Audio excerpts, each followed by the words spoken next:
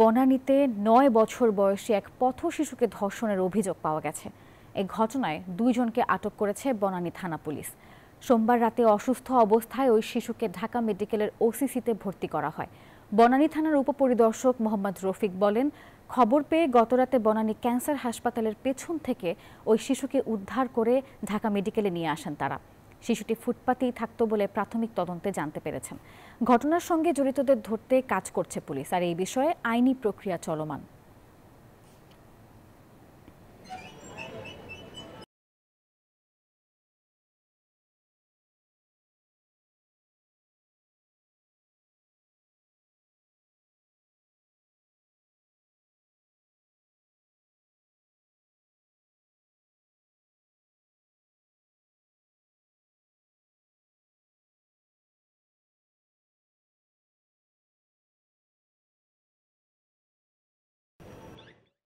দেশের মাটিতে বসে ভোট দিতে ৯ দেশ থেকে এখন পর্যন্ত ৪৭,৭১৩ জন ভোটার হতে আবেদন করেছেন বলে জানিয়েছেন এনআইডি মহাপরিচালক এএসএম হুমায়ুন কবির।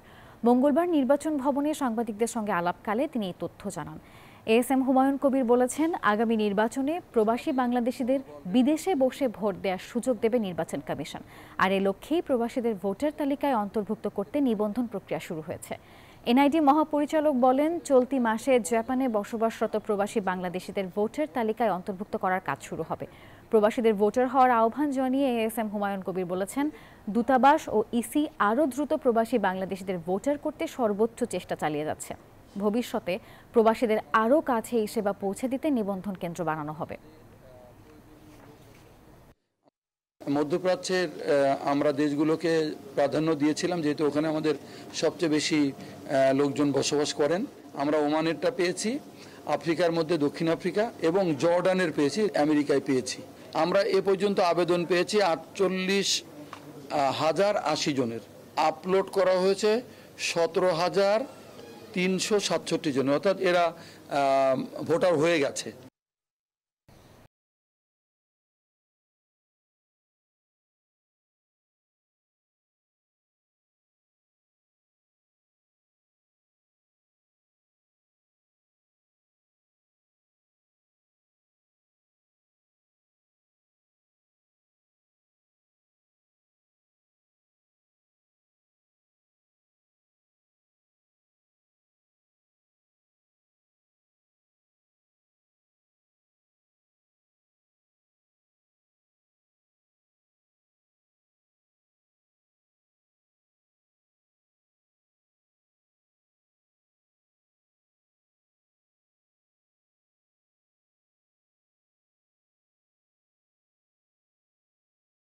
দেশি বিদেশি সব বিদ্যুৎ কেন্দ্রের চুক্তি পর্যালোচনা করতে আইনি সহায়তা নেওয়ার অনুমতি দেওয়া হয়েছে বলে জানিয়েছেন অর্থ উপদেষ্টা ডক্টর সালেউদ্দিন আহমেদ।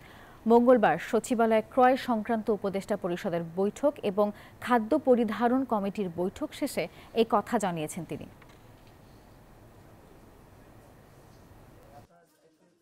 বিগত সরকারের সময় কতগুলো ইন্ডিপেন্ডেন্ট পাওয়ার প্ল্যান্টের কতগুলো চুক্তি হয়েছিল।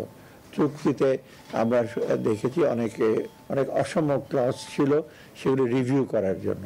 এবং রিভিউ করার জন্য এখানে অনেকগুলো কোম্পানি আছে, বিদেশি কোম্পানি, তাদের চুক্তিগুলো রিভিউ করার জন্য হাইকোর্ট থেকে একটা নির্দেশনা আছে, যাতে এটা তাদের সাথে আলাপ আলোচনা করে যাতে আমরা এসে করি, এবং এই জন্য আমাদের আইনি সহায়তা দরকার।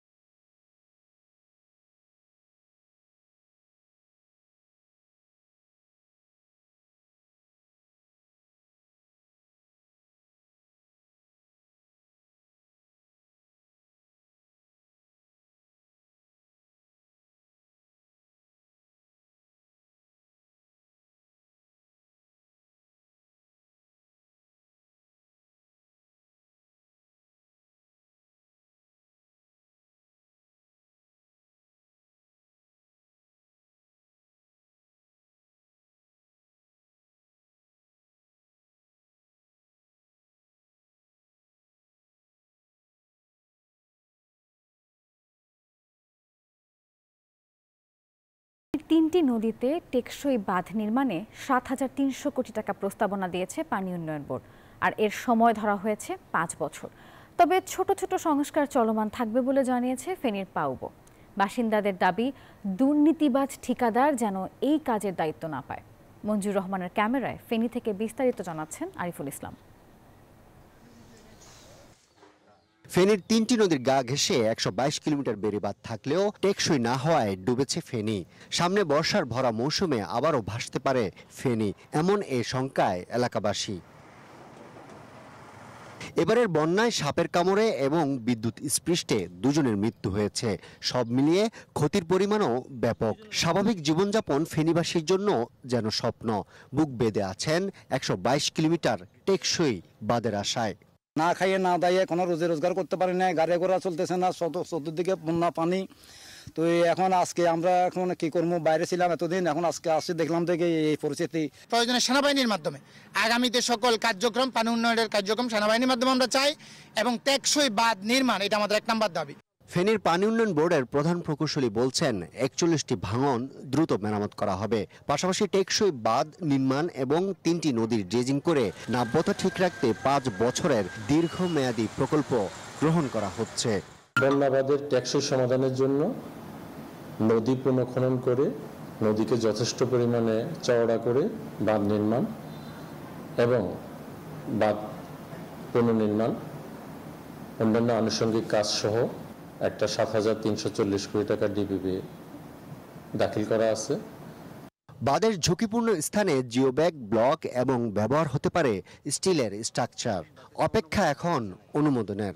নিরবিচ্ছিন্নভাবে এখনো উজানের পানি প্রবেশ করছে ফেনীতে, আর এরকম 20টি ভাঙন দেখা দিয়েছে এবারের বন্যায়। স্থানীয়রা বলছেন, দ্রুত বাঁধের টেকসই সংস্কার না করা হলে প্রতি বছর পানিতে ভাসবে ফেনী, নোয়াখালী ও কুমিল্লা জেলা। ফেনী সিলুনিয়া নদীর বাঁধ থেকে আরিফুল ইসলাম, নিউজ 24।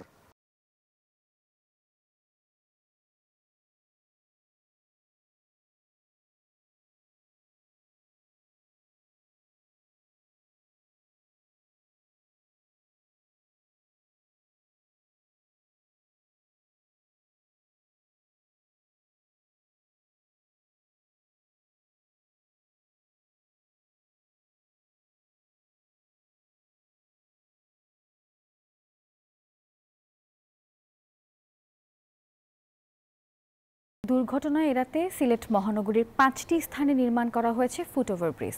তবে এসব ব্রিজ ব্যবহারের বদলে এখন এই স্থাপনা বখাটেদের আড্ডা এবং মাদক সেবীদের একদম নিরাপদ আশ্রয়স্থলে পরিণত হয়েছে।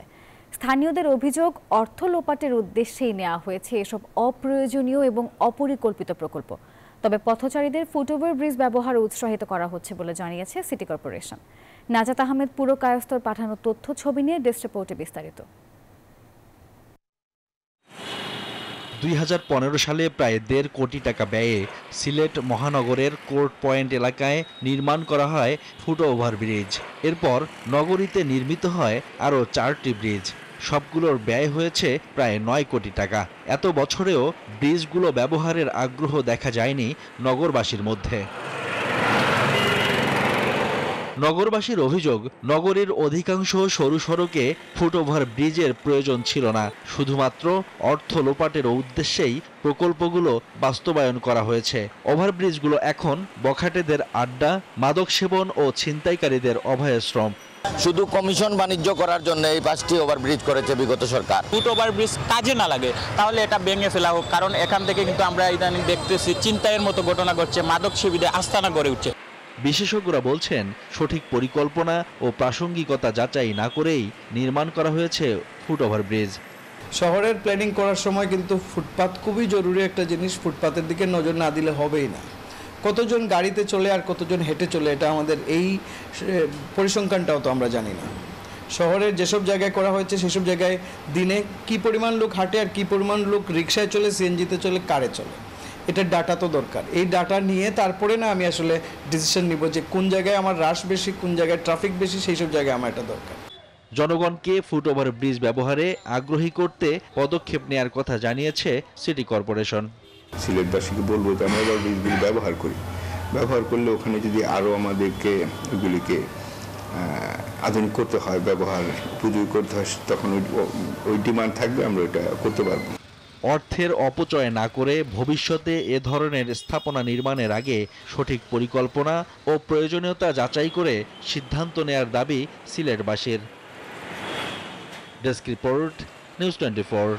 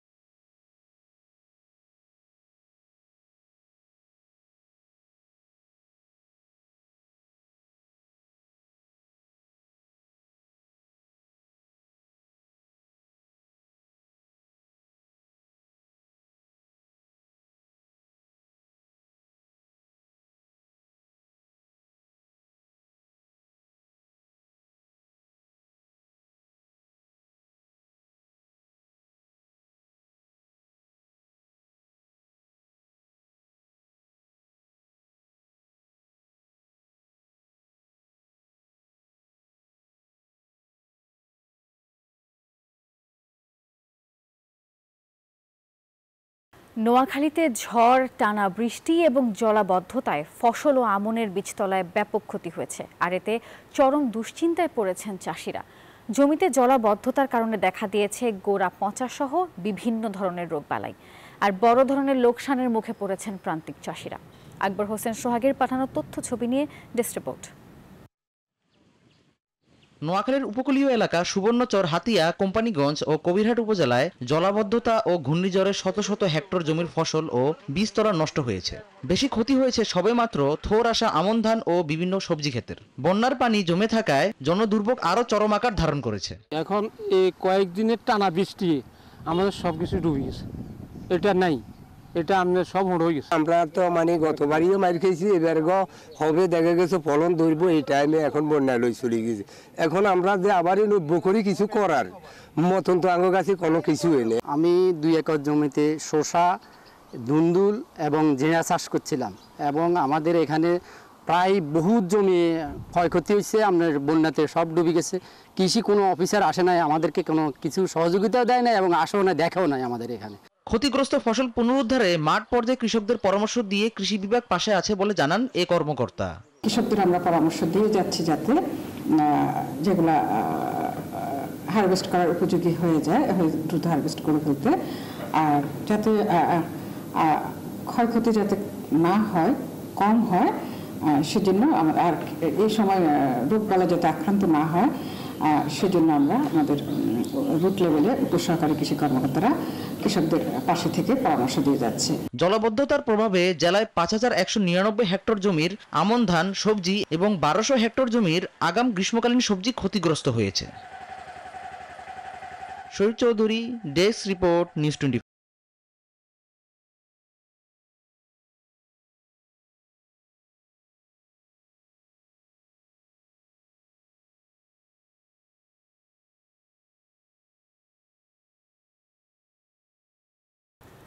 বর্ষা মৌসুম হলেও গত 2 মাস ধরে বৃষ্টির কোনো দেখা নেই উত্তরের জেলার নীলফামারীতে। বৃষ্টি না থাকায় সময় মতো রোয়া রোপণ করতে পারেনি কৃষক। আর এই নিয়ে এখন বিস্তারিত জানাচ্ছেন সহকর্মী আব্দুর রশিদ শাহ।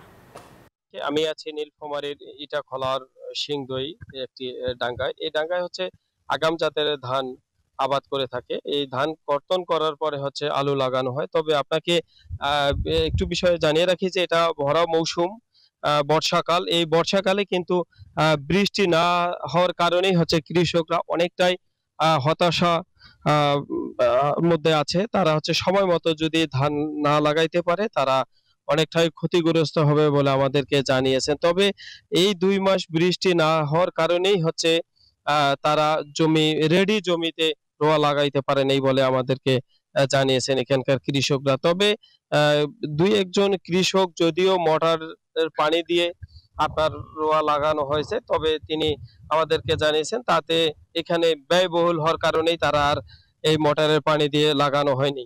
তবে আমার সামনে একজন কৃষক আছে, আমরা তার সাথে কথা বলবো। ধর যে ছিল ধলটা ভাঙি টাঙি ফেলাইছি, কারণ বৃষ্টি না আগানোর কারণে যেখানে মোটর আছে সেখানে কালেকশনের কোনো বুদ্ধি নাই। আর শুকি টুকিতে আছে, 2 দিনের মাটি গাছছি, পানি দিয়েছি গাছছি, কিন্তু পানি টেকেছে না। এই 2-3-4 দিন থাকে পানি শুকিয়ে যাচ্ছে, কিন্তু ঘাসের বৃদ্ধি বেশি হয়েছে। অনেক দিন ধরে বৃষ্টি না হওয়ার কারণে যদিও মোটরের পানি দিয়ে জমি লাগাইছে, সেখানে প্রচন্ড খরচ হওয়ার কারণে তারা অনেকটাই ক্ষতিগ্রস্ত হবেন বলে আমাদেরকে জানিয়েছেন। তবে কৃষি তথ্য মতে জেলায় এবার ৭১,০০০ হেক্টর জমিতে ধান লাগাবে বলে আমাদেরকে জানিয়েছেন।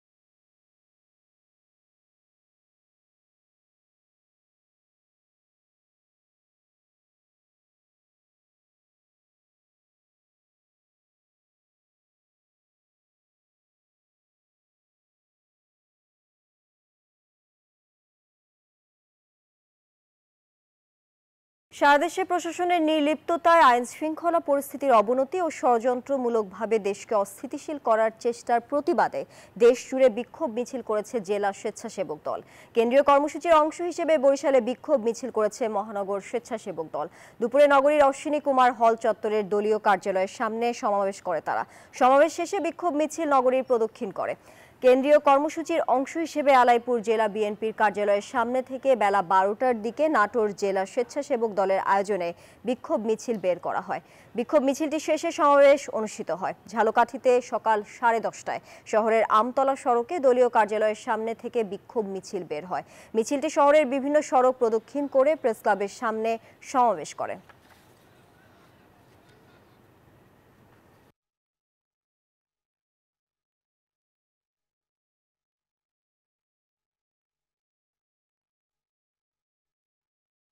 শিক্ষা প্রতিষ্ঠানে শিক্ষার পরিবেশ বিনষ্ট এবং সারা দেশে আইন শৃঙ্খলার অবনতির প্রতিবাদে কেন্দ্রীয় কর্মসূচির অংশ হিসেবে বিক্ষোভ মিছিল ও সমাবেশ করছে স্বেচ্ছাসেবক দল। বিস্তারিত জানাতে বিভিন্ন স্থান থেকে যুক্ত হচ্ছেন আমাদের সহকর্মীরা। শুরুতেই যাচ্ছি চট্টগ্রামে, সেখানে আছেন সহকর্মী নয়ন বড়ুয়া। জয়, সমাবেশের সবশেষ খবর আমাদেরকে জানাবেন, আর যারা বিক্ষোভ মিছিল করছে তারা কি বলছেন? ধন্যবাদ আপনাকে। গতকাল ছাত্র দলের বিক্ষোভ মিছিল হয়েছিল, আজকে চট্টগ্রাম মহানগর স্বেচ্ছাসেবক দলের বিক্ষোভ মিছিল তারা শুরু করবে। পরে সমাবেশ তারা শুরু করেছে। তাদের যে দাবি, তারা যে দাবি নিয়ে ছাত্র দল বিক্ষোভ মিছিল করেছে, একই দাবি নিয়ে স্বেচ্ছাসেবক দলও কিন্তু বিক্ষোভ মিছিল তারা শুরু করেছে। দেখতে পাচ্ছেন তাদের যে দাবি, বিভিন্ন জায়গায় মব সৃষ্টি করা হচ্ছে, মানুষ হত্যা করা হচ্ছে, এগুলোর প্রতিবাদ করা হচ্ছে। একইভাবে কি যে অবনতি, সেই বিষয় নিয়ে কিন্তু তারা কিন্তু সমাবেশ শুরু করেছে। তারা বলছে যে আইন শৃঙ্খলা পরিস্থিতির উন্নতি করতে হবে, আইন শৃঙ্খলা বাহিনীকে আরো কঠোর হতে হবে। একই সাথে যেখানে মব সৃষ্টি করা হবে তাদের প্রতিহত করতে ছাত্র দল যেমনটা প্রস্তুত রয়েছে, তেমনিভাবে স্বেচ্ছাসেবক দলের নেতা কর্মী যারা আছেন তারাও কিন্তু প্রস্তুত রয়েছে। তারা যে বিক্ষোভ মিছিলটি বিভিন্ন সড়ক পদক্ষেপ করার কথা রয়েছে। এখানে যারা আছেন তাদের সাথে আমরা কথা বলার দেখতে পাচ্ছেন। এখানে বিক্ষোভ মিছিলটি চট্টগ্রামের বিভিন্ন সড়ক তারা প্রদক্ষিণ করবে। আমরা আজকে বাংলাদেশ জাতীয়তাবাদী স্বেচ্ছাসেবক দলের কেন্দ্র ঘোষিত বিক্ষোভ সমাবেশ, এই চট্টলা থেকে আমরা জানিয়ে দিতে চাই, এই চট্টলা শহীদ রাষ্ট্রপতি জিয়া রহমানের চট্টলা। এই চট্টলা থেকে জিয়া রহমান বলেছি দাবি নিয়ে আপনারা এখানে দাঁড়ালেন, কি দাবি নিয়ে আপনারা দাঁড়ালেন? আপনারা জানেন গত কয়েকদিন থেকে বাংলাদেশে যে মম সৃষ্টি করে পরিকল্পিতভাবে একটা হত্যাকাণ্ডকে কেন্দ্র করে বিএনপি আমাদের বাংলাদেশের প্রাণ তারেক রহমান এবং শহীদ প্রেসিডেন্ট জিয়া রহমান সম্পর্কে যেভাবে কটূক্তি করা হচ্ছে এবং তাদের বিরুদ্ধে যেসব স্লোগান দেওয়া হচ্ছে, এটা অত্যন্ত দুঃখজনক। এবং স্বাধীনতার ঘোষক শহীদ প্রেসিডেন্ট জিয়া রহমানের ছেলে তারেক রহমান, এই ছিল আমার এখানকার সর্বশেষ। ফিরে যাচ্ছি, আমার সহকর্মী অপেক্ষা করছে খুলনায় মাকসুদের কাছে। জি ধন্যবাদ জয়। আমরা সারা দেশের মতো দেখেছি যে খুলনায় কিন্তু স্বেচ্ছাসেবক দলের আয়োজনে কিন্তু বিক্ষোভ কর্মসূচি শুরু হয়েছে। আমরা দেখেছি যে বিকাল থেকেই কিন্তু আসলে খণ্ড খণ্ড মিছিল নিয়ে কিন্তু তারা জমায়েত হতে শুরু করেছে। তাদের একটাই দাবি, তারা বলছেন যে প্রশাসনের নির্লিপ্ততায় কিন্তু আইন শৃঙ্খলা পরিস্থিতি অবনতি হয়েছে এবং ষড়যন্ত্রমূলকভাবে কিন্তু দেশকে অস্থিতিশীল করা হচ্ছে। বিগত দিনে তারা হামলা মামলার শিকার হলেও এখন কিন্তু আবার নতুন করে তাদেরকে ষড়যন্ত্রের মধ্যে আনা হচ্ছে। আমরা একজন স্বেচ্ছাসেবক দলের নেতার সাথে কথা বলতে চাই। কি কর্মসূচি নিয়ে আপনারা আজকে মাঠে নেমেছেন? কি কর্মসূচি নিয়ে মাঠে নেমেছেন? সারা বাংলাদেশের আইন শৃঙ্খলার পরিস্থিতির অবনতি এবং বান্ডেল থাকলে প্রতি সেনমানিতে টাকা বাঁচবে। বিকাশ সেনমানি বান্ডেল কিনে জিতুন প্রতি লেনদেনে। প্রশাসনের নিষ্ক্রিয়তার কারণে আজকে আমাদের এই প্রতিবাদ সমাবেশ কেন্দ্রীয় কর্মসূচির অংশ হিসেবে আজকের আমাদের এই বিক্ষোভ মিছিল আমাদের কেন্দ্রীয় নেতা, কেন্দ্রীয় সহসভাপতি নুরুজ্জামান ভাই, আমাদের দাবি হচ্ছে আইন শৃঙ্খলা পরিস্থিতির যে অবনতি, আইন শৃঙ্খলা রক্ষাকারী বাহিনীকে আরও তৎপর হতে হবে এবং যারা মক সৃষ্টিকারী খুন খারাপে, খুলনায় দেখেন কি পরিমাণে খুন হয়েছে। আমাকে 4 দিন আগে আমাদের যুব দলের বহিষ্কৃত নেতা মাহবুবকে খুন করা হয়েছে। খুলনায় প্রতিনিয়ত আমরা খুন খারাপের দেখতে পাচ্ছি। আমরা এখান থেকে বিক্ষোভ মিছিল করব আইন শৃঙ্খলা পরিস্থিতির অবনতির জন্য। মিছিল করে আমরা পার্টি অফিসে যাব, পিকচার প্লেস মোড় হয়ে পার্টি অফিসে যেয়ে আমরা ওখানে সমাবেশ করে শেষ করব। তো আপনি শুনছিলেন যে আসলে সারা দেশের মতো কিন্তু খুলনায় কিন্তু স্বেচ্ছাসেবক দলের নেতাকর্মীরা বিক্ষোভ মিছিল বের করেছেন। তারা চান যে আসলে আইন শৃঙ্খলা পরিস্থিতির উন্নতি হোক। এই ছিল খুলনা থেকে সর্বশেষ। আমরা যাচ্ছি বগুড়ায় আমাদের সহকর্মী বাবুর কাছে। বাবু,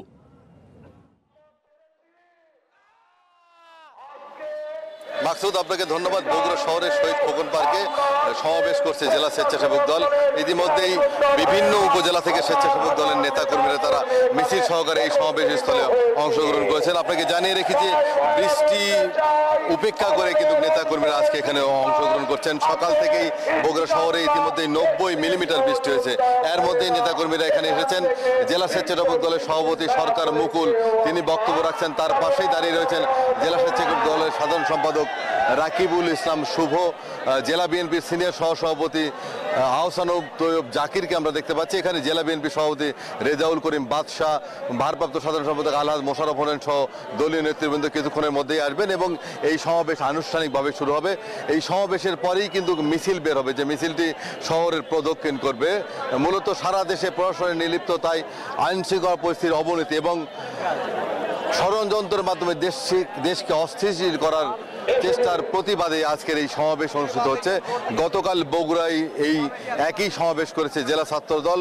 বিভিন্ন উপজেলা থেকে নেতাকর্মীরা যেমন এসেছিল, আজকেও কিন্তু বিভিন্ন উপজেলা থেকে নেতাকর্মীরা এখানে এসে অংশগ্রহণ করেছেন। শহর স্বেচ্ছাসেবক দল সদর উপজেলা সহ বিভিন্ন উপজেলার নেতাকর্মীদেরকে আমরা দেখতে পেয়েছি এবং তারা বলছেন যে কোনোভাবেই ষড়যন্ত্র চক্রান্ত করে বিএনপির অগ্রযাত্রাকে দমিয়ে রাখা যাবে না। বিএনপির ভারপ্রাপ্ত চেয়ারম্যান তারেক রহমানকে নিয়ে যারা ষড়যন্ত্র চক্রান্ত এবং কটূক্তি করছে তাদেরকে রাজপথেই রুখে দেবে এবং রাজপথেই জবাব দিতে চায় স্বেচ্ছাসেবক দলের নেতাকর্মীরা। আজকের এই সমাবেশ থেকে তারা আরও জানাচ্ছেন যে বগুড়ার মাটি যেহেতু শহীদ রাষ্ট্রপতি জিয়াউর রহমানের জন্মভূমি, এই বগুড়া থেকেই তারা যে কোনো ষড়যন্ত্র চক্রান্ত জবাব দেওয়ার জন্য সবসময় প্রস্তুত রয়েছেন। জেলা স্বেচ্ছাসেবক দলের সভাপতি সরকার মুকুল এবং সাধারণ সম্পাদক রাকিবুল ইসলাম শুভ সহ দলীয় নেতাকর্মীরা তারা কিন্তু দৃঢ় প্রত্যয় ব্যক্ত করছেন যে কোনো চক্রান্ত ষড়যন্ত্র রুখে দেওয়ার জন্য বগুড়ার নেতাকর্মীরা সবসময় সচেষ্ট রয়েছে। এই ছিল বগুড়া থেকে সর্বশেষ। একই খবর জানতে চলে যাব নরসিংদীতে সহকর্মী হৃদয়ের কাছে। ধন্যবাদ বাবু। আপনি যেমনটি বলছিলেন, আমি এই মুহূর্তে দলের পক্ষ থেকে যে কেন্দ্রীয় কর্মসূচি নেওয়া হয়েছে সেটির কিন্তু এখানে নেতাকর্মী যারা রয়েছেন তারা কিন্তু উপস্থিত হয়েছেন, তারা এই কর্মসূচি পালন করছেন। আপনাকে যদি একটু দেখাতে চাই, এখানে কিন্তু ফেস্টুন হাতে কিন্তু নেতাকর্মীরা বৃষ্টিকে উপেক্ষা করে কিন্তু এখানে জড়ো হয়েছেন এবং তারা যেমনটি বলছেন যে দেশের ভিতরে লুকিয়ে যে আসলে গুপ্ত সংগঠক তারা যেই ষড়যন্ত্র করছেন সেটির প্রতিবাদে এবং একই সাথে এখানে আইন শৃঙ্খলার যে অবনতি রয়েছে সেই অবনতির প্রতিবাদে তারা কিন্তু এখানে এই বিক্ষোভ কর্মসূচি পালন করছেন। আমরা যদি একজনের সাথে কথা বলি, আপনারা কি পালন করছেন? আমরা ইনশাআল্লাহ তারেক রহমান, আমাদের দেশনায়ক তারেক রহমানের বিরুদ্ধে যে কুরুচিপূর্ণ বক্তব্য দিয়েছেন তার প্রতিবাদে আমরা এই প্রতিবাদ সভা করেছি। নাসির ভাইয়ের নেতৃত্বে আমরা ঐক্যবদ্ধ হয়ে আমরা এই ষড়যন্ত্রকে রুখে দেবার জন্য প্রস্তুত আছি ইনশাআল্লাহ। তো আসলে যেমনটি শুনছিলেন, তারা যেমনটি বলছিলেন যে বৃষ্টিকে উপেক্ষা করে তারা কিন্তু কেন্দ্রীয় কর্মসূচির অংশ হিসেবে এখানে তারা অংশগ্রহণ করছেন এবং তারা যেমনটি বলছেন যতদিন পর্যন্ত আসলে এই দাবিগুলো পরিপূর্ণ না করা হয় ততদিন পর্যন্ত তাদের এই আন্দোলন, কঠোর আন্দোলন কিন্তু তারা চালিয়ে যাবে আগামীতে। এবং একই সাথে তারেক রহমানের বিরুদ্ধে যে অপপ্রচার চালানো হচ্ছে সেটিরও প্রতিবাদ কিন্তু তারা জানিয়েছেন। তো সবকিছু মিলিয়ে এই ছিল নরসিংদী থেকে আমার কাছে সর্বশেষ। ফিরে যাব স্টুডিওতে তানিয়ার কাছে। তানিয়া। হৃদয়, আপনাকে ধন্যবাদ যুক্ত থাকার জন্য।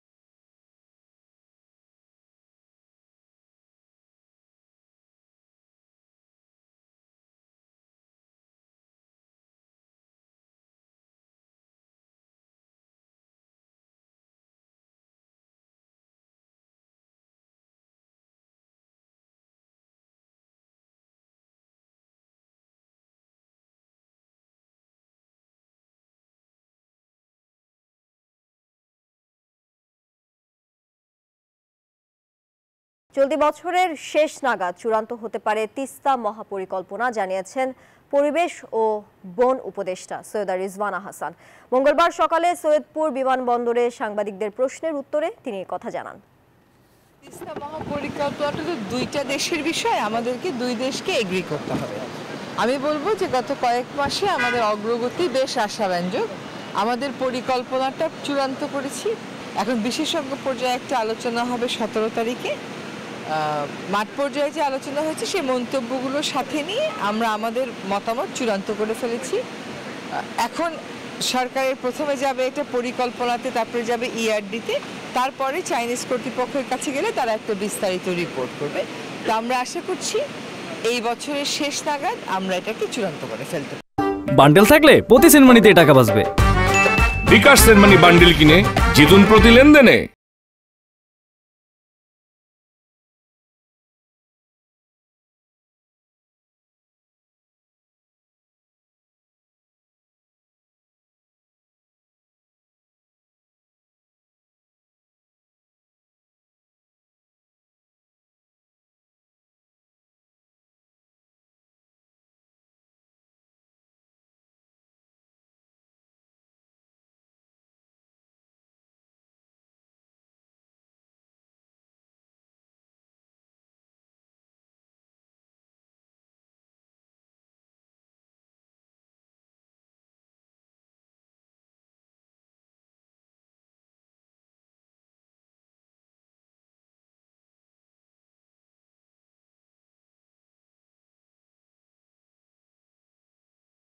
সড়কে পণ্যবাহী গাড়ি থামিয়ে অর্থ আদায়ের অভিযোগে ব্রাহ্মণবাড়িয়ার সরাইল উপজেলার খাটিহাতা হাইওয়ে থানার ভারপ্রাপ্ত কর্মকর্তা মামুন রহমান, সহকারী উপপরিদর্শক বিপ্লু বড়ুয়া সহ 6 পুলিশ সদস্যকে দায়িত্ব থেকে প্রত্যাহার করা হয়েছে। হাইওয়ে পুলিশ ও স্থানীয়রা জানায় 3 জুলাই সিলেট থেকে ঢাকাগামী একটি কাভার্ড ভ্যান থামিয়ে তল্লাশি করেন টহল পুলিশ সদস্যরা। তারা অবৈধ পণ্য পরিবহনের অভিযোগ তুলে চালকের কাছ থেকে 80,000 টাকা আদায় করার অভিযোগ ওঠে। বিষয়টি নিয়ে গণমাধ্যমে প্রতিবেদন প্রচারিত হলে আলোচনার জন্ম দেয়। এরপরই 6 জনকে একযোগে প্রত্যাহার করা হয়। তবে ঘটনার তদন্ত চলছে। অভিযোগ প্রমাণিত হলে আইনি ব্যবস্থা নেওয়ার কথা জানিয়েছে পুলিশ। বান্ডেল থাকলে প্রতি সেনমানিতে টাকা বাঁচবে। বিকাশ সেনমানি বান্ডেল কিনে জিতুন প্রতি লেনদেনে।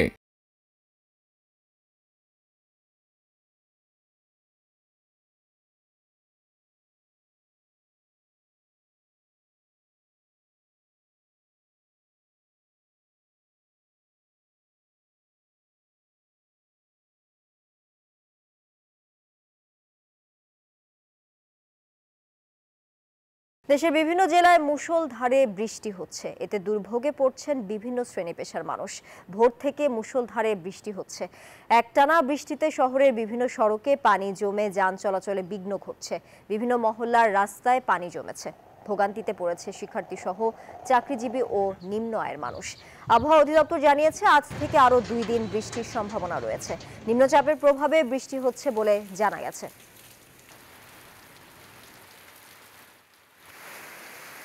বান্ডেল থাকলে প্রতি সেনমানিতে টাকা বাঁচবে। বিকাশ সেনমানি বান্ডেল কিনে জিতুন প্রতি লেনদেনে।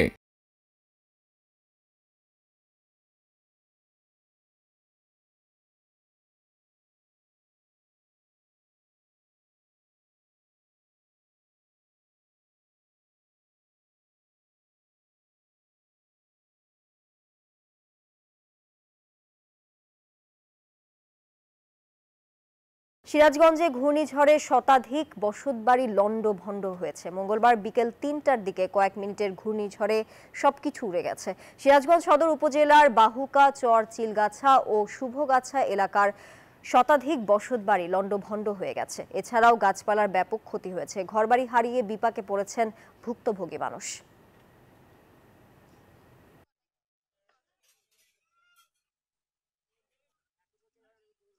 বান্ডেল থাকলে প্রতি সেনমানিতে টাকা বাঁচবে। বিকাশ সেনমানি বান্ডেল কিনে জিতুন প্রতি লেনদেনে।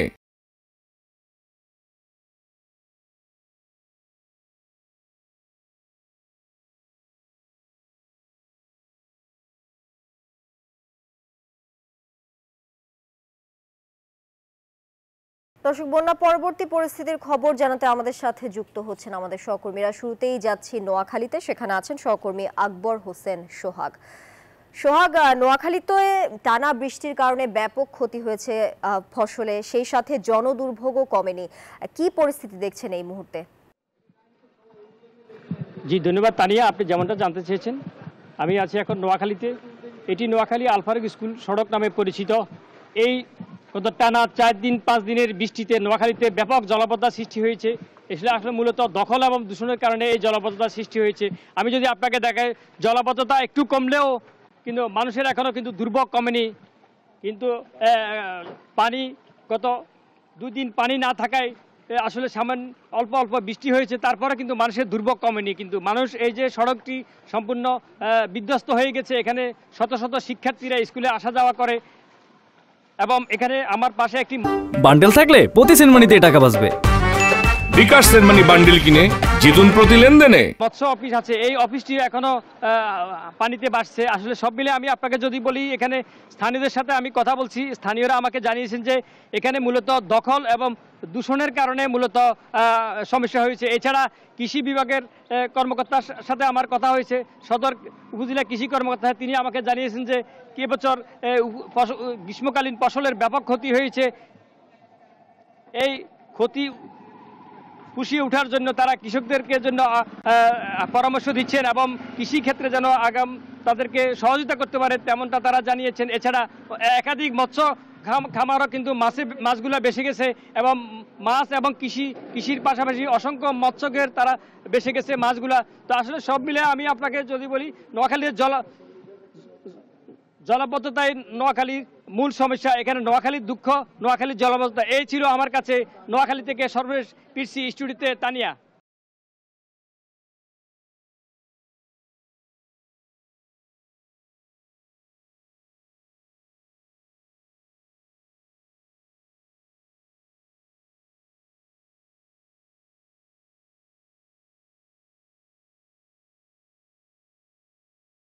কুমিল্লায় পুরাতন রেড শিডিউল বাতিল করে ৮০% রেট বৃদ্ধির দাবিতে মানববন্ধন করেছে বাংলাদেশ পল্লী বিদ্যুতায়ন বোর্ড মিনি ঠিকাদার কল্যাণ সমিতি। মঙ্গলবার সকালে কুমিল্লা পল্লী বিদ্যুৎ সমিতি ২ এর প্রাঙ্গণে এই মানববন্ধন পালন করা হয়। এ সময় বক্তারা বলেন, ২০১৭ সালের পর থেকে ভ্যাট, শ্রমিকের বেতন ও পরিবহন খরচ বহুগুণ বেড়ে গেলেও মিনি ঠিকাদারদের রেট শিডিউল অপরিবর্তিত রয়েছে। দাবি পূরণ না হলে তারা দরপত্র বর্জন সহ লাইন নির্মাণ ও রক্ষণাবেক্ষণ কার্যক্রম স্থগিত করার কঠোর হুঁশিয়ারি দেন নেতারা। বান্ডেল থাকলে প্রতি সেনমানিতে টাকা বাঁচবে। বিকাশ সেনমানি বান্ডেল কিনে জিতুন প্রতি লেনদেনে।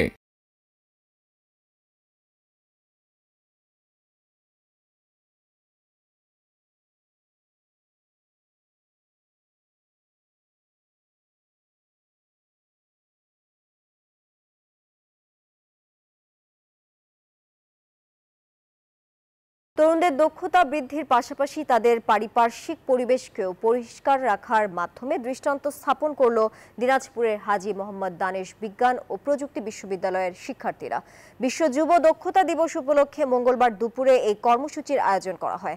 ক্যাম্পাসে পরিষ্কার পরিচ্ছন্নতা কার্যক্রম চালানো হয়। পরে দিবসটি উপলক্ষে হাবিব রবির একটি হল রুমে সেমিনারের আয়োজন করা হয়। সেমিনারের মূল প্রবন্ধ উপস্থাপন করেন কম্পিউটার সায়েন্স অ্যান্ড ইঞ্জিনিয়ারিং বিভাগের বিভাগীয় প্রধান প্রফেসর ডক্টর মোহাম্মদ আব্দুল্লাহ আল মামুন।